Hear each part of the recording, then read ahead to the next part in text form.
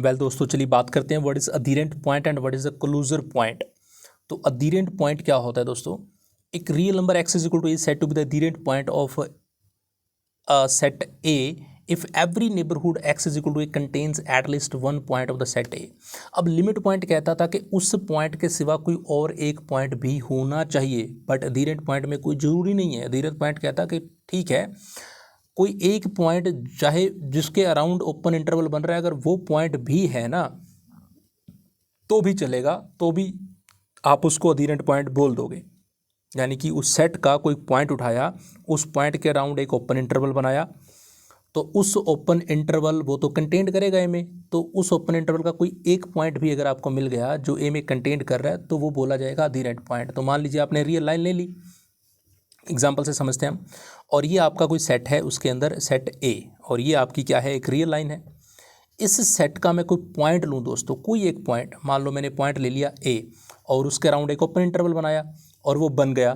तो ये जो ओपन इंटरवल है, इस ओपन इंटरवल में और इस कैपिटल ए, इस सेट में, इन दोनों को अगर मैं इंटरसेक्शन करूं, यहाँ हम लिख लेते हैं इसको, इस कैपिटल ए में और इस ओपन इंटरवल, ये एन ए ओपन इंटरवल को डिनोट कर रहा है, इन दोनों के इंटरसेक्शन करें तो ये खाली नहीं होनी चाहिए।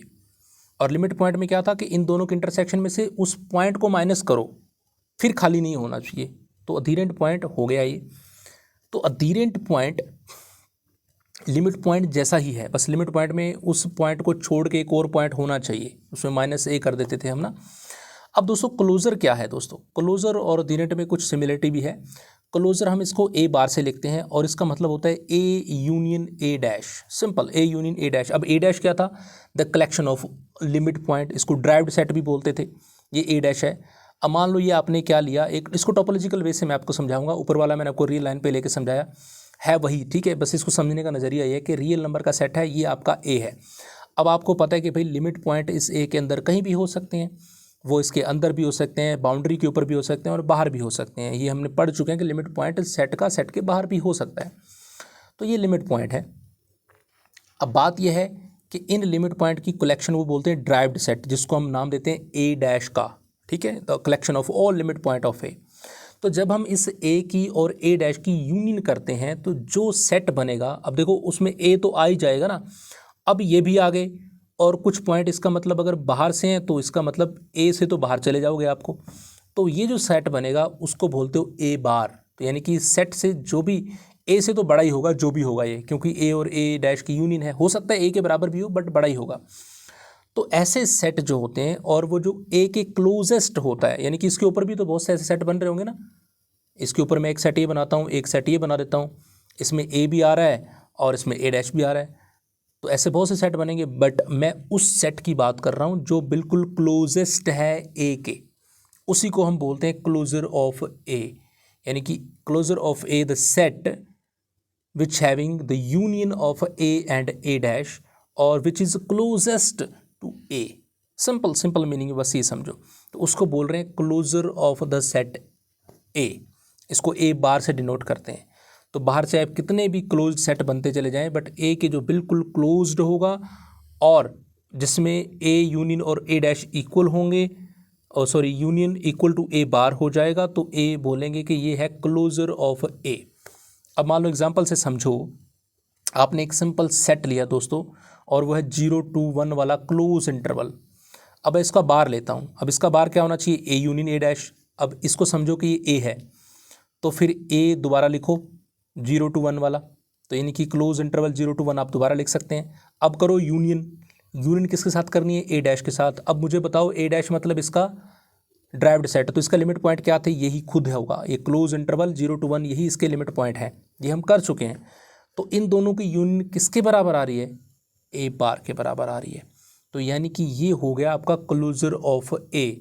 हालांकि ये खुद ही ए बार इज इक्वल टू ए ही आया है, हर बार ऐसा नहीं होता, कुछ और एग्जांपल भी देखेंगे जिसमें ए बार जरूरी नहीं है ए के इक्वल ही आ जाए, ठीक है।